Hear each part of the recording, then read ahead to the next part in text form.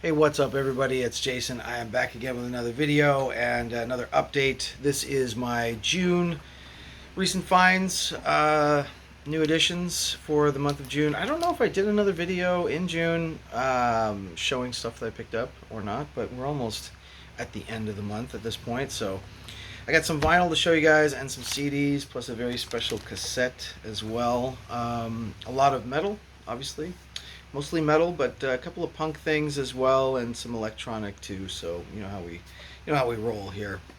I'm gonna kick things off with a punk masterpiece, Legends of the Punk Scene, Canadian Legends DOA from Victoria, BC, of course. Something Better Change. This is their debut album. I think this came out like '79 or something, but some songs from '77. These guys really did pioneer hardcore punk, hence the Hardcore '81 album after this.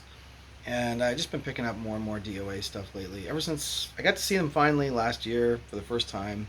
It took me ages, I know. I've been following them since I was a kid. The first DOA record I got was Warren 45, which I still have OG copy of. That killer EP on Alternative Tentacles. I still need to get the one with Jello Biafra. I think is like the fourth album or so after the debut trio. So this is the first album, and Hardcore '81, and then I got Let's Wreck the Party, which I think is the third one. I'm promising to do a full DOA discography video soon, maybe ranking the ones that I own anyway. I sort of missing a lot of the middle era stuff, but I seem to have the first three albums and the last three albums on CD as well. Had this on CD recently and decided to just pull the trigger and get it on vinyl too. It's got some killer tracks on here. New Age, The Enemy, World War III is on here. Rich Bitch, The Prisoner. Yeah, it's all good stuff in here. So DOA, great way to kick off this vinyl update, vinyl and NCD and etc. update here. Recent additions. Another recent addition. Got this through Amazon. Decided to get a copy, vinyl copy finally of Death's album Symbolic. I think this is like their third or fourth album, sort of second last one before Chuck passes away and the band is no more.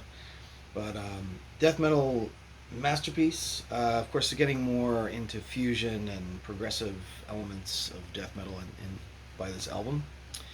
So yeah, just really cool to get this on wax. I have the CD. I've got the first couple albums on vinyl too. I got Leprosy and I've got Scream Bloody Gore. So I thought I would pick this up just on black wax. It's a Roadrunner reissue. I guess it originally came out in Roadrunner. It says 2018 on the back, but I think this is a newer reissue than that. So cool to have in the collection. Now something maybe a little bit more obscure to you guys or not. Really cool experimental punk band from the late '70s from the UK. And I don't think there's an actual album cover to this. I think this is all you get in a plain black sleeve, but this is the pop group on Bass Records. The pop group were, as I said, sort of experimental fusion punk band from the UK with led by Mark Stewart. Mark Stewart and the Mafia, who was later involved in Tackhead as well. And this is We Are Time. I'm not sure if this is a studio album or a compilation, maybe. But it came out in 1980 on Rough Trade 12, I guess. And this is the European edition on Bass Records. I feel like that's a Spanish label, maybe, but I might be wrong. Found that in the wild, used, and really happy to have picked it up.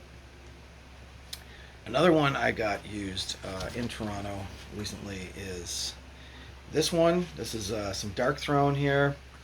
I think their 11th album. This is like mid-career and ready for some changes. Well, the sound is always evolving with these guys, right? But this is definitely in the crust punk kind of vibe. I love it. Super crusty. Some pretty good sense of humor stuff too, with the Too Old, Too Cold, etc. is on this one. Whiskey Funeral, etc., etc. But yeah, it's a gatefold. Nothing really on the inside though. But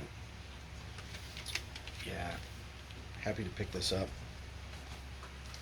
Fenris and Nocturno, and a classic Dark Throne album. I've got another Dark Throne to show you guys coming up in the video later. But last vinyl I'm going to show, I guess, is a techno record I got. Just kind of a white label thing, promo copy. This is Matteo Murphy from Montreal on Turbo Records, which also was started out of Montreal, but then I think moved Europe-wise. And this is Matteo Murphy's Love Express, the Umek and Chris Liebing mixes. Excellent techno producers. And Matteo, not too shabby himself, a good techno producer as well, starting off in the 90s and going on forward. This one I think is from 2000, early 2000s, and just a white label promo copy. Banger of a track, banger of remixes. Kind of doing it like sampling Love Express song, I think, but in a techno way. One other CD I got, one other thing I got used while I was in Toronto this month. I picked this up as well. This is a band that was kind of new to me, Sarcasm, and Mourninghoul is the name of the album. So just kind of a random CD pickup. They are actually a Swedish death metal band that started in the 90s. I wasn't aware of them too much, and then they came back post 2015. So this is on Hammerheart, and my CD is still in a player somewhere. But yeah, Sarcasm album. I think it's a newer one. This album, like last year or so.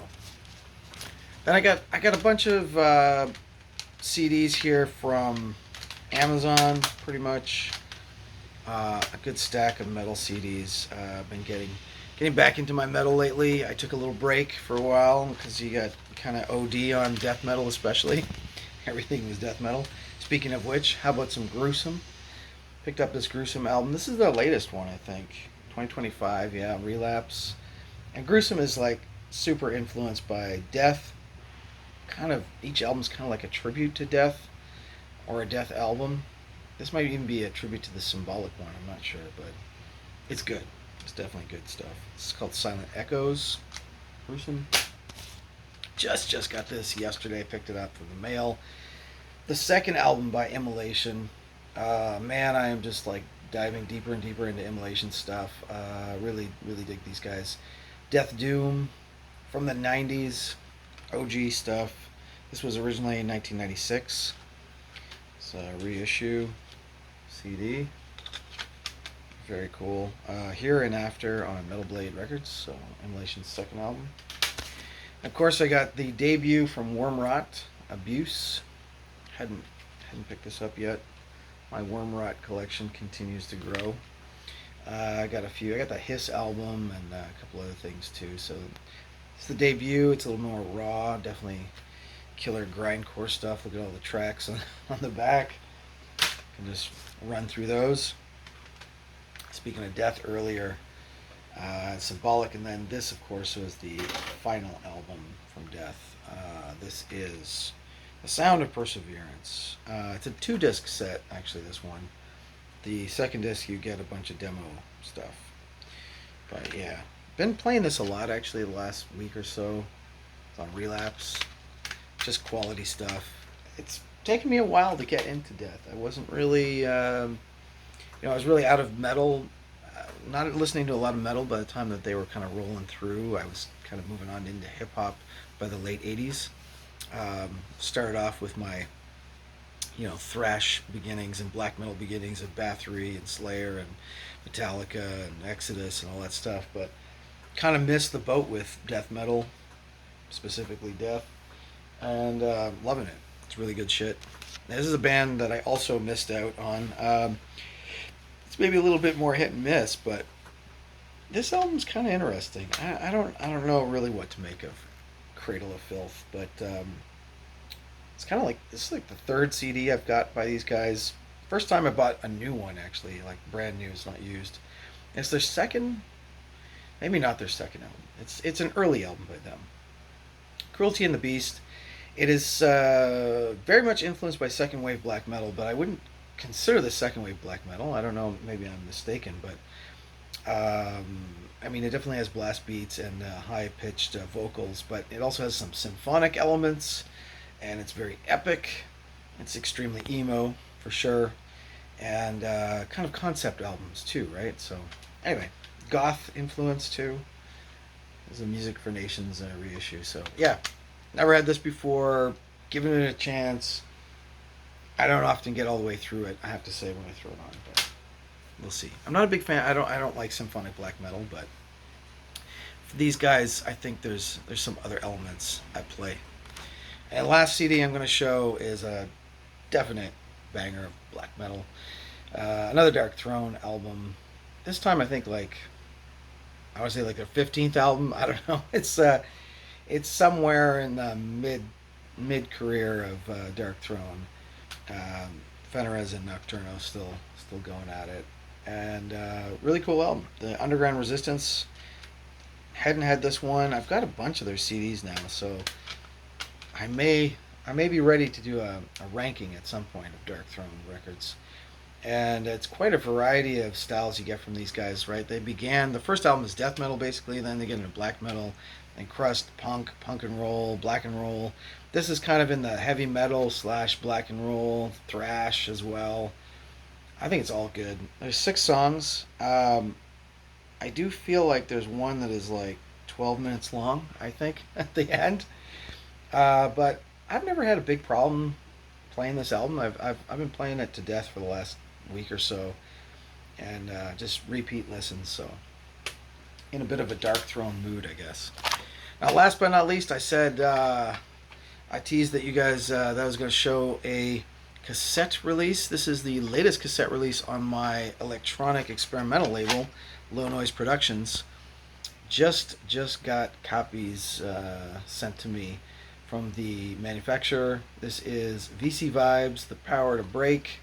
A very cool electronic album, mixing a bunch of styles, kind of a fusion of styles. I almost want to call it like Balearic. This is our Canadian Balearic. Yeah, VC Vibes is a Canadian producer, visual artist as well.